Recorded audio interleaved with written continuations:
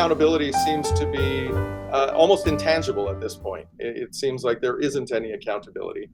There is a problem. There's an accountability issue. There's a transparency issue. The past two administrations have been closed session almost every council. The mayor, the material being discussed is too sensitive, that the mayor can then, in conjunction with the CAO, move it to a closed session. A mayor is not supposed to have more or less of a vote than anyone else at the table. But policy-wise, right now, that's not accurate. Well, I would even go before that and say, yes, the next time it goes up, that there's public consultation, but I would go a step further and say before buying it, there should become public consultation as well. Very similar, 3 signs and 3 signs, but you can't have 3, you can only have, and that kind of stuff. When things don't apply unilaterally, you create, first of all, you're creating a favor with the public's money, which is wrong to begin with. But when you favor one, you disfavor another. And that in itself is the creation of division.